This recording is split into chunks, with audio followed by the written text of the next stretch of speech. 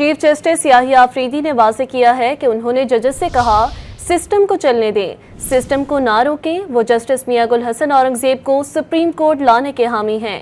जब वक्त आएगा जस्टिस मियां गुल हसन औरंगजेब का नाम chief justice Islamabad high court के लिए ज़ेरे गौर होगा।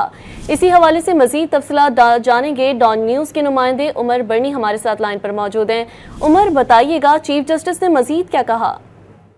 जी बिल्कुल, chief justice of Pakistan justice Yahya Afridi से मुलाकात के दौरान सहाफियों ने सवाल किए कि बानी पीटीआई के खत को जजेस आईनी कमेटी को भेजने के लिए किन वजूहात या असूलों को मद्देनजर रखा गया और इसके अलावा अदलिया में इख्तलाफात को खत्म करने के लिए क्या इकदाम करेंगे। जिस पर चीफ जस्टिस ने कहा कि खत लिखने वाले जजेस की पुरानी चीजें चल रही हैं, उन्हें ठीक होने में टाइम लगेगा, पुरानी चीजें हैं, आहिस्ता आहिस्ता सब ठीक हो जाएगा। खत लिखने वाले जजेस की वजह से एक अहल जज सुप्रीम कोर्ट का हिस्सा बनने से रह गया।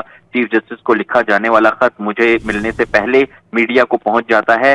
चीफ जस्टिस ने बताया कि जजेस पैनिक कर जाते हैं, शायद उनको एतबार नहीं रहा, इसमें कसूर मेरा है। खत लिखने वाले जजेस को इंतजार करना चाहिए था। हमें चीजों को मिक्स नहीं हल करना है, हमें सिस्टम पर एतबार करना होगा। मैंने जजेस से कहा कि सिस्टम को चलने दें, सिस्टम को ना रोकें। मैंने कहा कि मुझे जजेस लाने दें। चीफ जस्टिस ने कहा कि मैं जस्टिस मियां गुल हसन औरंगजेब को सुप्रीम कोर्ट लाने का हामी हूं। मेरे भाई जजेस जो कारपोरेट केसेस करते थे वो आजकल केसेस ही नहीं सुन रहे। जब वक्त आएगा जस्टिस मियां गुल हसन औरंगजेब का नाम chief justice Islamabad high court के लिए ज़ेरे गौर होगा। जी, तफसीलात से आप आगाह कर रहे थे उमर, शुक्रिया।